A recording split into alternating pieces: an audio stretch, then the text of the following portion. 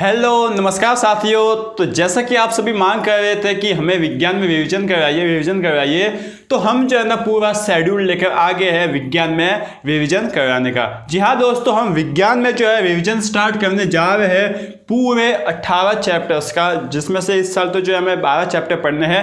उन सभी का रिवीजन हम अच्छे से करेंगे। जितने भी न्यूमेरिकल वाले चैप्टर हैं उनके न्यूमेरिकल भी करेंगे, और एक टॉपिक भी, एक पॉइंट भी जो है ना किसी भी चैप्टर से छोड़ने वाले हैं नहीं। ठीक है, तो आपको जो है ना बहुत ही अच्छे से ध्यान से इसका रिवीजन करना है। आप बहुत ही खुशकिस्मत हो जो अभी से आपका रिवीजन स्टार्ट हो गया है। बाकी हमारा ख्याल तो जो है वो अप्रैल से रिवीजन करवाने का था, लेकिन आप सभी का पता नहीं कोर्स जितना जल्दी खत्म हो गया है, तो जो है ना हमने रिवीजन स्टार्ट कर लिया। ठीक है, अभी से। और एक खास बात यह है कि देखिए हम सोच रहे हैं, देखिए मैथ में तो लाइव क्लास चलेगी आपके सैटरडे और संडे को। ठीक है, मैं आपकी लाइव क्लास लूंगा मैथ में। अब आप जो है ना साइंस में मैं सोच रहा हूँ कि आपको जो है ना लाइव पढ़ाया जाए, लेकिन उसके लिए मुझे आपके रेस्पॉन्स की जरूरत है। मैं चेक करूंगा कि ये जो पहला चैप्टर है इसमें आप कितना लाइक ठोकते हो, कितने व्यू आते हैं। इस हिसाब से जो है ना मैं साइंस में भी लाइव क्लास लेने की कोशिश करूंगा।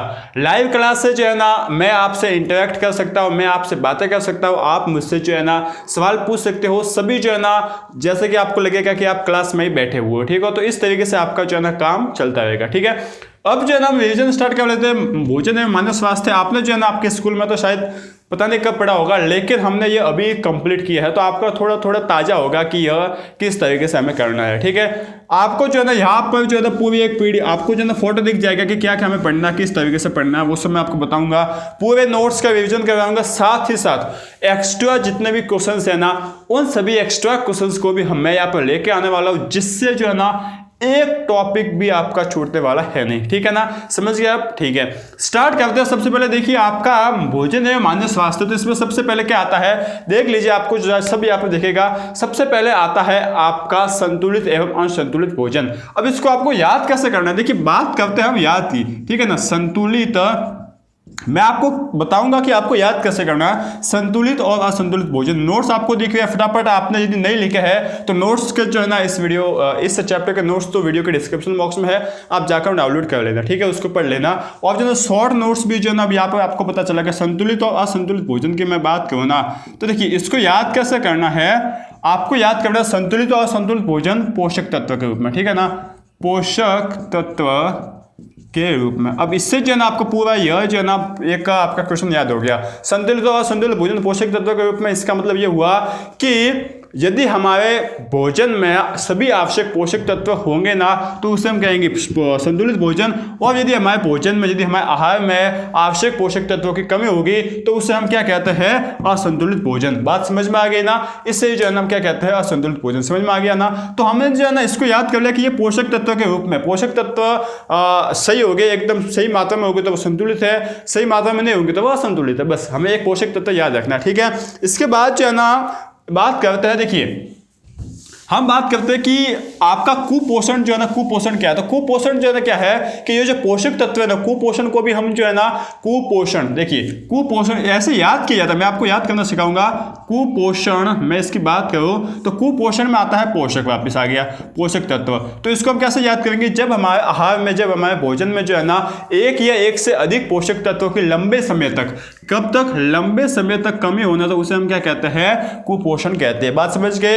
एक या एक से अधिक पोषक तत्व की लंबे समय तक हमारे शरीर में कमी हो तो उसे हम कुपोषण कहते हैं। यहाँ पर देख लीजिए, आपको देखा होगा। ठीक है, अब इसके बाद जो है एक आपको सारणी मैंने याद कराई थी। सारणी जो है ना वो क्या थी देख लीजिए। आपका जो है ना हमने बात की थी कि vitamin A, vitamin B, vitamin C, vitamin D, ये सभी क्या है। ठीक है, विटामिन बी के 3 भाग थे, वो सभी क्या है, वो सब मैंने आपको याद कराया था। इसके काम जो है ना वो भी याद कराए थे। सबसे पहले विटामिन ए, विटामिन ए की कमी से होने वाला रोग जो है ना वो कौन सा है, विटामिन ए की कमी से होने वाला रोग जो है हृदय, ठीक है, तोंदी है। ठीक है ना, इसमें क्या होता है कि व्यक्ति जो होता है ना उसको रात में दिखता नहीं है। ठीक है ना, उसको जो है ना दिखना बंद हो जाता है रात में, और जो है ना उसकी दृष्टि भी कम हो जाती है। विटामिन बी, विटामिन बी जो है ना इसको बोलते हैं विटामिन B1 कहते हैं। ठीक है, और इसका नाम जो है ना क्या है, थायमिन है। क्या है, थायमिन। ये बात जो है ना आपको याद रखनी पड़ेगी। देखिए इंपॉर्टेंट है ये, इस साल जो है ना आपको मॉडल पेपर में पूछा गया है कि विटामिन B1 का नाम क्या है, थायमिन। ठीक है, विटामिन B1 की कमी से कौन सा रोग होता है, बेरी रोग होता है। कौन सा, बेरी रोग, बी से बेरी। और इसकी कमी से होने वाला रोग जो है ना, इसकी बात करें तो जो है ना क्या होता है कि हृदय की धड़कन कम हो जाती है, साथ ही साथ जो है ना क्या होता है कि पेशियां और तंत्रिका कोशिकाएं जो है ना वो क्या हो जाती है, कमजोर हो जाती है। ठीक है ना, ये जो है किसके है, विटामिन B1 की कमी के लक्षण है। ठीक है, साथ ही साथ विटामिन B2 जो है ना इसको हम क्या कहते हैं, इसको हम कहते हैं, देखिए इसको जो है ना अच्छा से कहते हैं राइबोफ्लोविन। ठीक है ना, राइबोफ्लोविन, इसको क्या कहते हैं, राइबोफ्लोविन। अब इसका नाम है, विटामिन B2 का नाम है राइबोफ्लेविन है, फ्लेविन नाम है इसका। अब जो है ना इसकी कमी से होने वाला रोग जो है ना उसको यदि आपको याद करना है ना तो इसके पीछे जो है ना ओसिस जोड़ लीजिए, ओसिस। तो इससे विटामिन B2 की कमी से होने वाला रोग कौन सा है, राइबोफ्लेविनोसिस। ये आपको याद हो गया। अच्छा, विटामिन B2 का नाम क्या है, राइबोफ्लेविन। बात याद हो गई ना, तो इस तरीके से जो है ना आपको करना, आपका काम जो है वो हो जाएगा। इसकी कमी से होने वाला रोग स्मृति में कमी। सबसे खास बात आप याद रखना, एक पॉइंट याद रखना है, स्मृति में मतलब हमारी जो याददाश्त होती है ना, याददाश्त में कमी जो है ना वो विटामिन B2 की कमी से होता है। ठीक है, साथ ही साथ जो है ना मुख जो होता है ना, मुंह और जो है ना होठ के किनारे है ना उनका फटना भी जो है ना विटामिन B2 की कमी के लक्षण है। विटामिन B3 की हम बात करें तो इसका क्या है, नियासिन। क्या है, नियासिन। बात समझ में हो गया कि इसकी कमी से होता है रोग कौन सा, नियासिन रोग होता है। और इस रोग के लक्षण जो है ना बात करें तो जीभ और जो त्वचा होती है ना उसको पिपड़िया पड़ जाते हैं। ठीक है ना, मतलब ऐसे इस एक तरीके से बोल सकते हैं कि छकते हो जाते हैं। अब इसमें खास बात क्या है, देखिए आपको बोल दिया कि विटामिन B की कमी से, विटामिन B की कमी से होने वाला रोग कौन सा है। ठीक है ना, कि कमी से होने वाला रोग, तो आप क्या कहोगे, देखिए हो सकता है कि आप कहोगे कि बेरी है। ठीक है, बात सही है, लेकिन आप वहां पर कंफ्यूज मत हो जाना कि विटामिन B बोला है तो क्या विटामिन B1 है, क्या विटामिन B2 है, विटामिन B3 है। यहाँ पे आप कंफ्यूज मत होना। यदि आपको बोल दिया कि विटामिन B की कमी से, इसका मतलब विटामिन B1 ही है, और विटामिन B1 की कमी से होने वाला रोग कौन सा है, बेरी। इस बात को जो है ना आपको अच्छे से ध्यान रखना है, इसको बात को जो है बोलना नहीं है। ठीक है, आगे बढ़ते हैं हम जो है ना, देखिए थोड़ा सा मिटा के करते हैं। ठीक है, आपको नोट्स जो है ना दिख रहे हैं, नोट्स का जो है ना कोई आपको टेंशन नहीं लेने का है। आपको जो है ना फटाफट जो है ना आप चाहो तो 2x स्पीड में देख लीजिए, आपको रिविजन करना फटाफट, आधा पौने घंटे का वीडियो है, इसको फटाफट आप कंप्लीट कर लीजिए, आपका काम हो जाएगा। विटामिन C की बात करते हैं जिसका नाम क्या है, एस्कॉर्बिक अम्ल। ठीक है ना, ये इसका नाम है। और ये इस साल जो है ना किसमें पूछा गया है, मॉडल पेपर 2020-21 में पूछा गया है। विटामिन B का नाम है एस्कॉर्बिक अम्ल, और सॉरी C का नाम। ठीक है ना, और C की कमी से कौन सा रोग होता है, स्कर्वी। ठीक है ना, कौन सा रोग होता है, स्कर्वी रोग होता है। स्कर्वी रोग में जो है ना मसूड़ों से जो है ना, दांतों के जो मसूड़े होते हैं वहां से खून आने लग जाता है। ये बात जो है ना आपको पता है, त्वचा पर चकते भी होने लग जाते हैं। ठीक है, विटामिन D की हम बात करते हैं ना, विटामिन D की कमी से जो है ना कौन सा रोग होता है, रिकेट्स। कौन सा होता है, रिकेट्स। ठीक है ना, ये आपके विटामिन D की कमी से जो है ना रिकेट्स रोग होता है। अच्छा, इसमें जो है ना विटामिन D में क्या होगा, विटामिन D आपको पता है हड्डियों के लिए होता है। तो क्या हो जाता है, इसमें पैरों की हड्डियां मुड़ जाती है, आप ये बोल सकते हो कि हड्डियां कमजोर हो जाती है, पैरों की हड्डियां मुड़ जाती है, हड्डियां पास आ जाती है। ठीक है ना, लाइक करते रहिए वीडियो को, मुझे पता चलेगा कि आप जो है ना कितना इंटरेस्ट ले रहे हो इसको पढ़ने में। बात समझ में आ गई, आगे बढ़ते देखिए।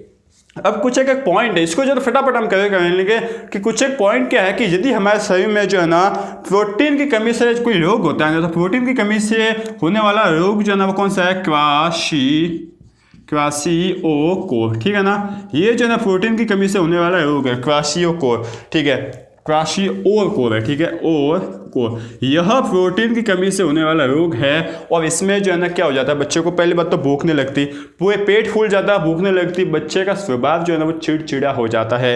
ये बात जो है ना आप याद रखेंगे। ठीक है ना, क्या हो जाता है, इसमें पहले भूख नहीं लगेगी, बच्चे का पेट फूल जाता है, स्वभाव चिड़चिड़ा हो जाता है। अच्छा, आपको पूछा जाएगा कि प्रोटीन की कमी से होने वाला रोग कौन सा है और इसके क्या लक्षण है, तो आप क्या बोलोगे कि प्रोटीन की कमी से होने वाला रोग जो है वो क्या है, क्वाशियोकोर है। क्वाशी, देखिए क्वाशी और कोर। ठीक है ना, इस तरीके से आप बोल सकते हो, और कोर, ये जो है इस तरीके से याद रखोगे। और ये क्वाशी है, तो क्वाशी और कोर है, और इसकी कमी से इसका लक्षण जो है ना पेट फूल जाता है, बच्चे को भूख नहीं लगती, साथ ही साथ क्या होता है कि उसका जो है ना स्वभाव चिड़चिड़ा हो जाता है। अच्छा, यदि किसी मानव के जो है ना पोषण में जो है ना प्रोटीन है ना, प्रोटीन के साथ साथ आवश्यक ऊर्जा जो है ना उसकी भी कमी हो जाती है ना, तो उसको हम क्या कहते हैं, उससे जो है ना उसकी आंखें अंदर धंस जाती है और जो है ना उसका चेहरा कांतिहीन हो जाता है। कांतिहीन आप समझते हो कि उस एक तो चेहरे पे चमक होती है, उसको देख के लगता है कि यार ये क्या बंदा है, इसकी मतलब क्या पर्सनैलिटी अपन बोलते हैं ना, एक तो वो होता है। एक जो है बिल्कुल कांतिहीन होता है, तो वो किससे होता है, जब उस मनुष्य के भोजन में जो है ना क्या होता है, प्रोटीन की कमी के साथ साथ आवश्यक ऊर्जा की भी कमी हो जाती है ना, तो उसकी वजह से जो है उसका चेहरा कांतिहीन हो जाता है और साथ साथ जो है ना उसकी आंखें अंदर धंस जाती है, ठीक है ना। तो इसको हम जो है ना क्या बोलते हैं, इसको हम बोलते हैं मैं रस्मस रोग। मैं रस्मस रोग जो है ना कहते हैं। बात याद रहेगी, बिल्कुल अच्छे से याद रहेगी सर कि इसको हम मैं रस्मस रोग कहते हैं। आगे समझ में, ठीक है, आगे बढ़ते हैं और दूसरा पॉइंट हम देखते हैं। दूसरा पॉइंट जो है ना क्या है कि लोह तत्व। लोह तत्व मतलब देखिए आपको इस तरीके से भी बोला जा सकता है लोह तत्व, ठीक है, और साथ साथ यदि आयरन भी बोल दिया जाए ना, आयरन, तो लोह तत्व या आयरन की कमी से होने वाला रोग जो है ना वो मतलब लोह तत्व या आयरन की कमी से हमारे शरीर में जो है ना रक्त की अल्पता हो जाती है, रक्त अल्पता हो जाती है, मतलब एनीमिया हो जाता है, खून की कमी हो जाता है। क्यों हो जाती है, क्योंकि ये लोह तत्व जो है ना हमारे शरीर में हीमोग्लोबिन किसको, हीमोग्लोबिन बनाने के लिए आवश्यक है। और हीमोग्लोबिन मतलब एक तरीके से खून ही है, यह जो है ना खून को बनाने में सहायक होता है। तो जब लोह तत्व होगा नहीं, हीमोग्लोबिन बनेगा नहीं, और हीमोग्लोबिन नहीं बनेगा तो खून की कमी हो जाएगी, जिसे हम बोलते हैं रक्त अल्पता बोलते हैं, या फिर जो है ना एनीमिया भी बोल देते हैं, ठीक है ना। तो ये जो है ना आपको याद हो जाएगा, बिल्कुल अच्छे से हो जाएगा। अच्छा इसकी खासियत क्या है कि चेहरा जो है ना वो क्या पड़ जाता है, चेहरा पीला पड़ जाता है। ये भी जो है ना आप याद रखना कि चेहरा जो है वो पीला पड़ जाता है, ठीक है, लक्षण बोल दिया जाए आपको यदि। अब जो है ना आयोडीन की कमी से जो है ना, देखिए आयोडीन क्या करता है, एक जो है ना हमारी थायराइड ग्रंथि होती है, शायद या गले के आसपास ही होती है थायराइड ग्रंथि, ठीक है। थायराइड ग्रंथि जो है ना क्या करती है, हमारे शरीर में थायरॉक्सिन हार्मोन का निर्माण करती है, ठीक है। और ये थायरॉक्सिन हार्मोन जो है ना बैलेंस वगैरह कुछ बनाए रखती है, इसका काम तो मुझे पता नहीं, लेकिन थायरॉक्सिन हार्मोन का निर्माण करती है। और इस थायरॉक्सिन हार्मोन के निर्माण के लिए जो है ना आयोडीन आवश्यक है। यदि आयोडीन आएगा, यदि आयोडीन हमारे शरीर में होगा ना, तभी जो है ना हमारा जो थायराइड ग्रंथि है वो थायरॉक्सिन बनाएगा, ठीक है। अब यदि आयोडीन की कमी हो जाएगी तो थायरॉक्सिन ग्रंथि बनाएगी नहीं, जिससे जो है ना क्या हो जाता है, गलकंड, यहाँ पर जो है ना ये गला सूज जाता है, ठीक है ना। आपने फोटो देखा होगा आपके बुक में, गलकंड जिसे हम घेंगा भी बोलते हैं, तो गलगंड क्या नाम है, गलगंड रोग हो जाता है, गलगंड ये साइड, ठीक है, गलगंड रोग जो है वो हो जाता है, जिसे हम घेंगा बोलते हैं। तो ये जो है आप याद रखना कि आयोडीन की कमी से गलगंड रोग होता है। आयोडीन का काम क्या है, थायरॉक्सिन हार्मोन के निर्माण में, बात याद होगी, ठीक है। थायराइड ग्रंथि है ना उसकी क्रिया का मतलब थायरॉक्सिन हार्मोन का निर्माण।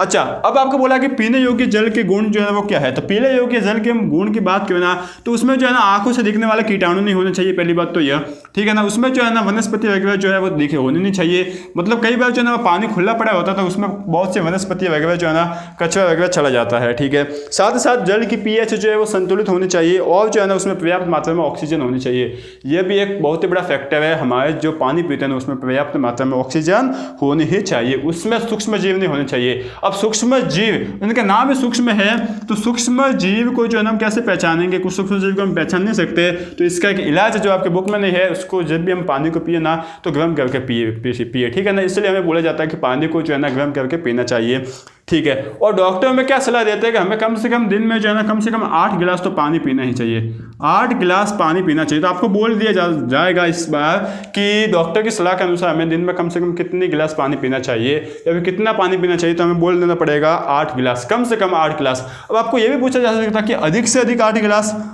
या फिर कोई भी पूछा जा सकता है, लेकिन आपको याद रखना कम से कम 8 गिलास, ठीक है ना, ये आप बात याद रखना। आगे बढ़ते हैं, देखिए दूषित जल आप समझते हो ना, तो दूषित जल पीने से हमारे शरीर में कई प्रकार की बीमारी हो जाती है। दूषित जल पीने से वायरल संक्रमण हो जाता है। कौन सा संक्रमण, वायरल संक्रमण, ठीक है ना। अब वायरल संक्रमण जो है ना, इससे जो है ना क्या हो जाती है, बहुत सी बीमारियां भी हो जाती है, जैसे कि हैजा हो गया, पैसेज हो गया, टाइफाइड हो गया, ठीक है ना, बहुत सी बीमारियां जो है ना हो जाती है। जैसे कि मैं आपको नाम बताऊँ बस, जैसे कि देखिए हेपेटाइटिस फ्लू है, हेपेटाइटिस, इसके बाद फ्लू है, ठीक है ना, आपको देखा होगा हेपेटाइटिस फ्लू, इसके बाद कोलेरा है, कोलेरा, और जो है ना बहुत सी होती है, टाइफाइड हो गया, उसके बाद जो है ना आपका है टाइफाइड भी है, ठीक है ना। टाइफाइड वगैरह पीलिया जैसी बहुत सी बीमारी हो जाती है, वायरल संक्रमण के कारण ही होता है। तो आपको बोल दिया जाए कि दूषित पानी पीने से कौन कौन सी बीमारी होती है, आप बोलोगे हेपेटाइटिस, इसके बाद फ्लू, कोलेरा, टाइफाइड, ठीक है ना, टाइफाइड, ये जो है ना बहुत सी बीमारियां होती है इस दूषित जल को पीने से। अच्छा, अब हम बात करते हैं मेन खनिज तत्व। आपको जो है ना एक सारणी एक और याद, मैंने आपको बोला था जब आपको ये चैप्टर पढ़ाया था तब आपको बोला था कि आपको जो है इसमें मेन रूप से 2 सारणी याद रखनी है। तो पहले आपको सारणी याद कर ली, एक दूसरी है अब जो आएगी जिसमें क्या है कि प्रमुख खनिज तत्व जो है ना वो कौन कौन से है, उसकी ऊर्जा स्रोत क्या है, उनके काम जो है वो क्या है। ठीक है, तो सबसे पहला है सोडियम। वे बात कर लेते हैं, देखिए लिख लेते हैं, सोडियम है सबसे पहले। अच्छा, सोडियम है, इसके बाद देखिए सोडियम का जो है काम की हम बात करें ना, सोडियम के स्रोत की बात कर लेते हैं। तो सोडियम जो है ना वो नमक में पाया जाता है, सामान्य किस में पाया जाता है, नमक में, और साथ ही साथ मछली में भी पाया जाता है। ठीक है,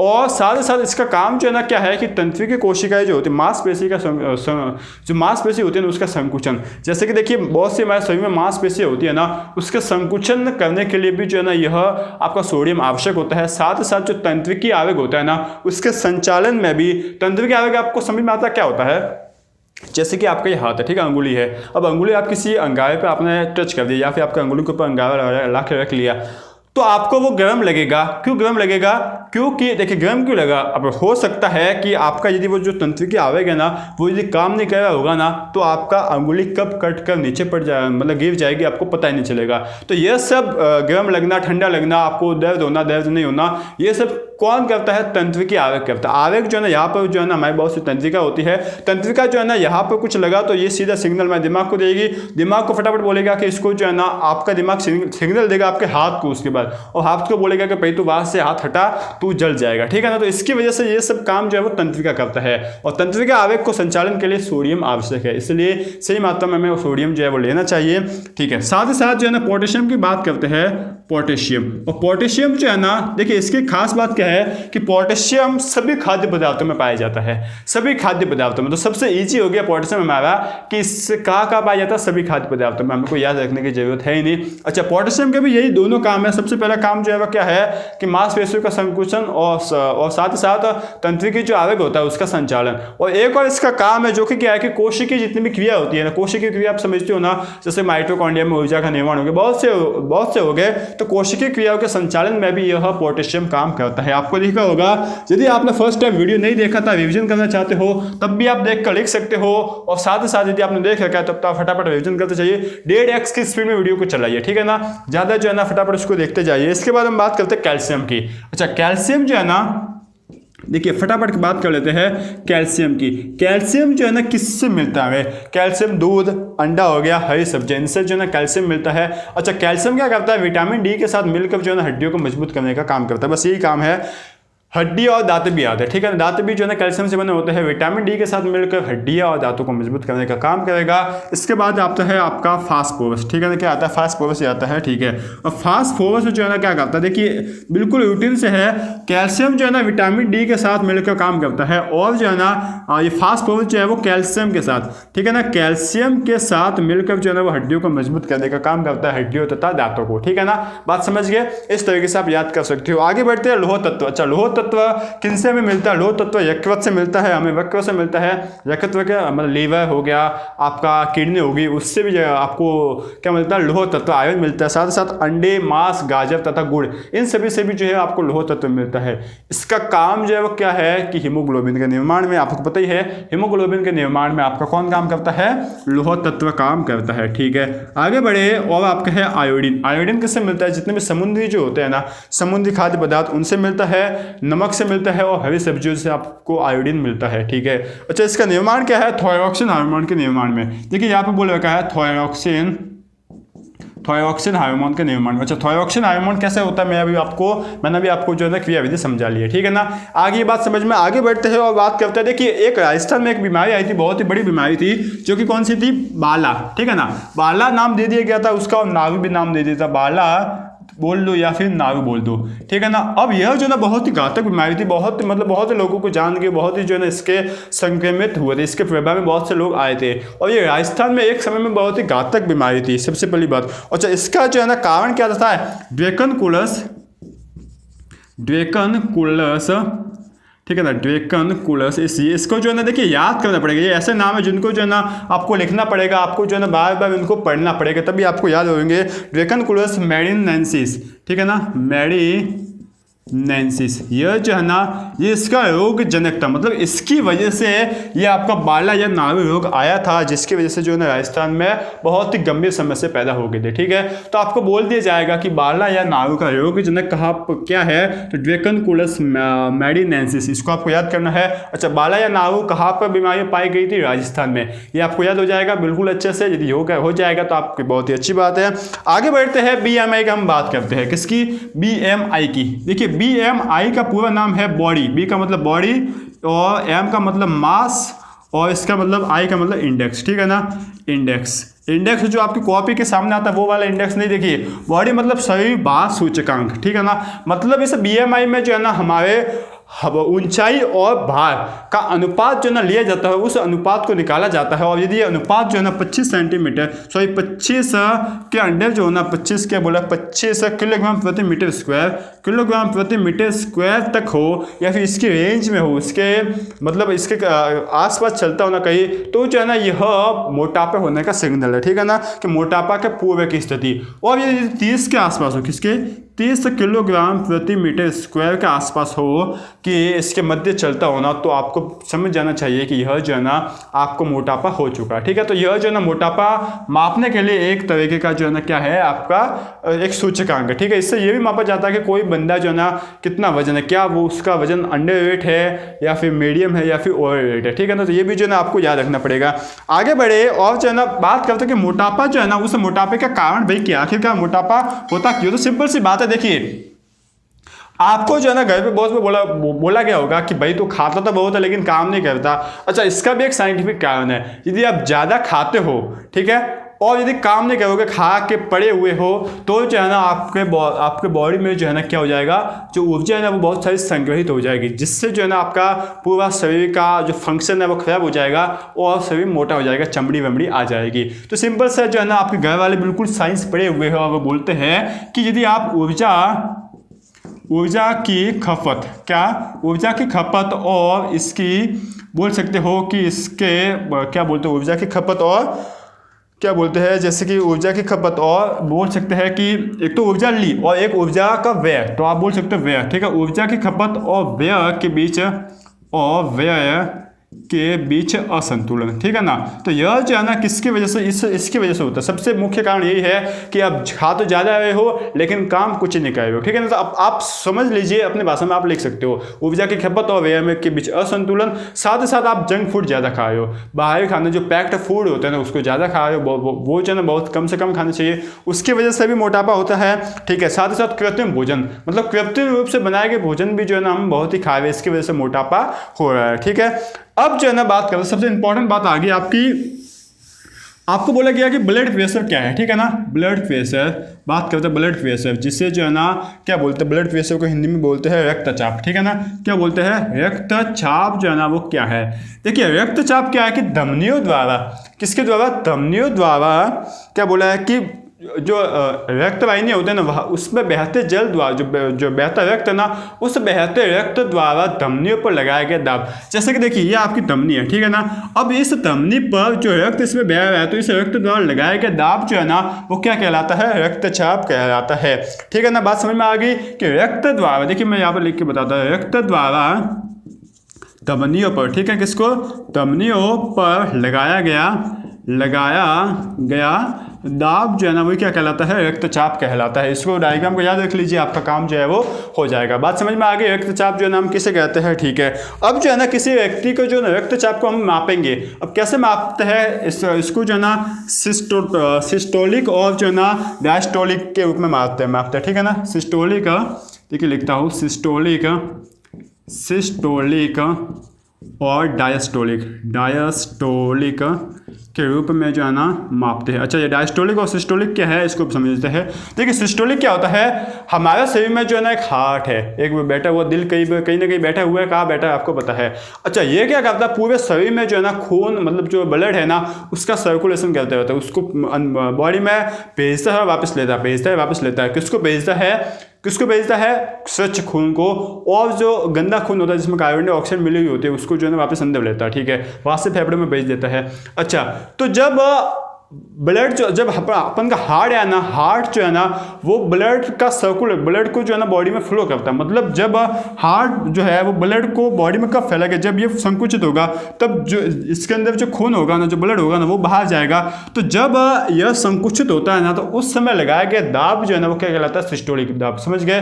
देखिए जो ये हमारा हार्ट है, ठीक है ना, इसको समझिए हमारा हार्ट है, ठीक है। अब इस हार्ट को जो है ना इसके अंदर जो खून भरा हुआ है ना, इस खून को हमारे बॉडी के अंदर भेजना है। तो कैसे भेजेगा, ऐसे तो होगा नहीं, कैसे भेजेगा, इसके खून के ऊपर दबाव पड़ेगा तभी तो बाहर जाएगा ना। तो ये क्या हो जाएगा, संकुचित, मतलब एकदम सिकुड़ जाएगा। तो संकुचित जब होगा ना तब जो है ना हमारी जो धमनी यहाँ पर लगी हुई है, यहाँ पर धमनी लगी हुई होगी, वहां पर क्या लगेगा, दाब। अच्छा दाब लगेगा ना, तो जब हृदय संकुचित होता है तो उस संकुचित होने पर जो दाब लगता है ना उसे कहता है सिस्टोलिक दाब। और जब वापस बॉडी से खून आएगा, अब खून अंदर लाना तो इसको जो है ना फैलना पड़ेगा ना, ठीक है। तो जब इससे विस्तारित होगा ना तब फैलने पर जो दाब लगेगा धमनियों पर जो है ना उसको अब क्या कहता है, डायस्टोलिक दाब। बात समझ गए ना। यही जो है लिखा हुआ देखिए कि जो ऊपरी संख्या होती है ना वो धमनियों के उस दाब को दर्शाती है जिसमें हृदय की मांसपेशियां जो है ना वो संकुचित होती है, ठीक है ना, संकुचित होकर धमनियों में रक्त को प्रवाहित करती है।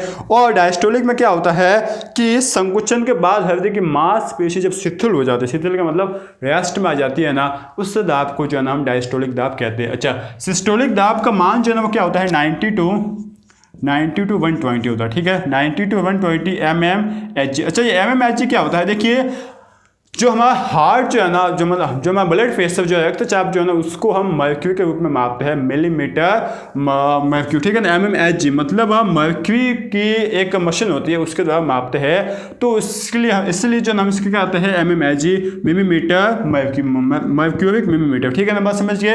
इसी तरीके से डायस्टोलिक का मान जो है ना वो कितना है, देखिए डायस्टोलिक का मान है 60 to 80 mmHg। बात समझ गए ना, ठीक है। अब जो है ना ये डायस्टोलिक है, जब मतलब शिथिल हो गया, देखिए शिथिल होगा तब कम दाब लगेगा ना, बिल्कुल आराम से बैठ गया, दाब कम लगेगा तो ये हो गया आराम से दाब। सिस्टोलिक में मतलब एकदम सावधान की स्थिति में, तो जब सावधान की स्थिति में होगा तब तो दाब अधिक लगेगा। तो देखिए ये अधिक है 90 to 120, ठीक है।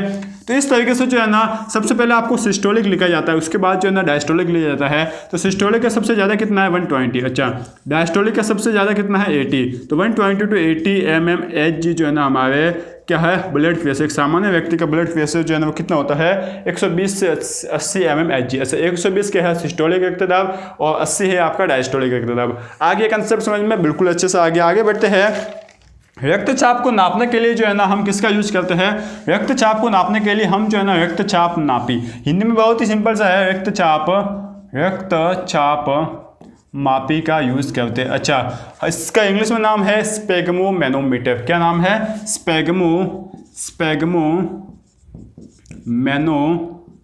स्पेगमोमैनोमीटर, ठीक है ना, यह जो है ना इंग्लिश में नाम है। तो आपको कोई बोल दिया जाए कि रक्तचाप मापी का इंग्लिश में नाम क्या, इस तरीके से बोल दिया जाए तो आपको याद रखना पड़ेगा स्पेगमोमैनोमीटर, ठीक है ना। ये क्या काम करता है, रक्तचाप को मापता है कि किसी व्यक्ति का रक्तचाप ब्लड प्रेशर जो है वो कितना है, ठीक है ना। अब हम बात करते हैं कि गुटखा खाने से क्या होता है। तो गुटखा खाने से देखिए, जो गुटखा खाने की से जो जबड़िया की देखिए आपने सुना हुआ होगा, देखिए मैंने भी सुना हुआ है कि जो लोग गुटखा वगैरह खाते हैं ना तो उनके साथ क्या होता है कि जब वो पानी पूरी खाने जाते हैं, जब छाछ खाने जाते हैं ना, तो उनको छाछ तो बड़ी बड़ी होती है तो उनका मुंह जो है ना वहाँ पे खुलता नहीं है, ठीक है ना। ये किसकी वजह से होता है, क्योंकि जब वो गुटखा लगातार खाते रहते हैं ना उसकी वजह से जो है ना उसका जबड़ा जो है सिकुड़ जाता है, ठीक है। और जो है ना जबड़े की मांसपेशी ढंग से खुलती नहीं है और इसको जो है ना हम क्या रोग कहते हैं, सब म्यूकस फाइब्रोसिस, ठीक है ना। क्या नाम कहते हैं, सब म्यूकस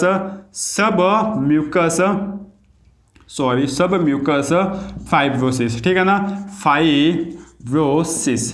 देखिए आपका जो है ना फटाफट काम हो रहा है। देखिए लगभग आधे से ज़्यादा चैप्टर मैंने रिवीजन करा लिया है। यदि आपको समझ में आ रहा है, अच्छा लगा तो लाइक कीजिए वीडियो को, जिससे जो है ना मुझे पता चलेगा कि अगली बार जो है ना लाइव क्लास लेनी है आपकी, ठीक है। क्या कहते हैं, सब म्यूकस फाइब्रोसिस रोग क्या होता है, जिसमें जो है ना व्यक्ति के गुटखा खाने से उसका जबड़ा जो है ना ढंग से खुलता नहीं है, ठीक है ना। इसे हम सब म्यूकस फाइब्रोसिस रोग कहते हैं। आगे बढ़े हम अच्छे से जो है ना आगे बढ़ते हैं और जो है ना कहते हैं कि जो गुटखा होता है ना, गुटखा जो है ना किससे प्राप्त किया जाता है। देखिए गुटखा का पादप जो है ना वो निकोटिएना, किससे, निकोटिएना टोबेकम। गुटखा जो, देखिए इसको आप अच्छे से समझिए, गुटखा जो है ना वो किससे प्राप्त किया जाता है, निकोटिएना टोबेकम, ठीक है ना, टोबेकम। निकोटिएना टॉबिकम, ये जो है ना क्या है, पादप है, ठीक है। निकोटिएना टॉबिकम इस पादप से प्राप्त किया जाता है। और इस पादप का कुल क्या है, मतलब आप समझ गए ना। जैसे कि देखिए, आप ऐसे समझिए कि जैसे कि आपको बहुत सी जाति होती है, ठीक है ना, तो इस तरीके से आप समझ सकते हो। जैसे कि कोई एक कुल है, जैसे कि सांप है, ठीक है ना, सांप है, मछली है, वो सब जो है ना एक क्या होगी, एक जो है ना अलग अलग जाति होगी। लेकिन ये सब अलग अलग जाति जो है ना किस में आती है, एक आप बोल सकते हो कि सरीसृप वर्गों में आती है, ठीक। उसी तरीके से जो है ना एक जो है ना ये पादप है, पादप का नाम है। और ये सब पादप जो है ना किस में आता है पता है, कुल सोलेनेसी, ठीक है ना, क्या नाम है, सोलेनेसी है, ठीक है ना। तो सोलेनेसी कुल की, सोलेनेसी की पत्तियों से प्राप्त किया जाता है। मतलब समझ के बात कि यह जो आपका गुटखा है ना वो किससे प्राप्त किया जाता है, निकोटिएना टॉबिकम, ये इस पादप से प्राप्त किया जाता है। और इस पादप का कुल जो है ना क्या है, सोलेनेसी, क्या है, सोलेनेसी कुल है। कौन सा कुल है, सोलेनेसी कुल। तो आपको पूछ लिया जाए यदि कि निकोटिएना टॉबिकम का कुल जो है ना कौन सा है, तो आप बोलोगे सोलेनेसी कुल है। अच्छा, आपको बोल दिया जाए कि गुटखा जो है वो कौन से पादप से प्राप्त किया जाता है, निकोटिएना टॉबिकम। अच्छा, आपको बोल दिया जाए कि गुटखा जो है वो किस पादप के कौन से कुल से प्राप्त किया जाता है, तो आप बोलोगे कि सोलेनेसी कुल से प्राप्त किया जाता है। और आपको बोला जाता है कि पादप गुटखा कैसे प्राप्त किया जाता है, तो आपको पूरा लिखना पड़ेगा, निकोटिएनम टॉबिकम सोलेनेसी कुल से जो है ना प्राप्त किया जाता है। इससे ये जो है ना गुटखा है। अच्छा, गुटखे में जो है ना क्या होता है कि गुटखे में जो है ना क्या पाया जाता है, निकोटिन पाया जाता है, ठीक है ना। अब ये निकोटिन क्या काम करता है आपको पता ही होगा। निकोटिन जो है ना आपके जो है ना मतलब एक तरीके से आप बोल सकते हो कि नशीला पदार्थ है, ये आप बोल सकते हो, जिससे जो है ना आदमी को नशा से चढ़ जाता है और वो कुछ काम करने लगता है, ठीक है। आगे बढ़ते हैं, देखिए हम बात करते हैं अफीम जो है ना, अफीम पादप कैसे प्राप्त किया जाता है, पेपेवर सोमनिफेरम, यह जो है ना उस पादप का नाम है, किसका, पेपेवर सोमनिफेरम, ठीक है ना, सोमनिफेरम।